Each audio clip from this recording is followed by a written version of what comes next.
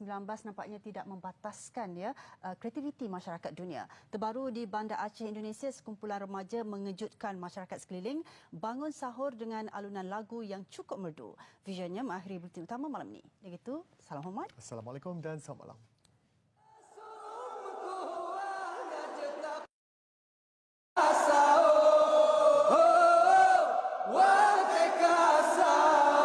Hai ibu bapa yang mendoa dengan, hai kajar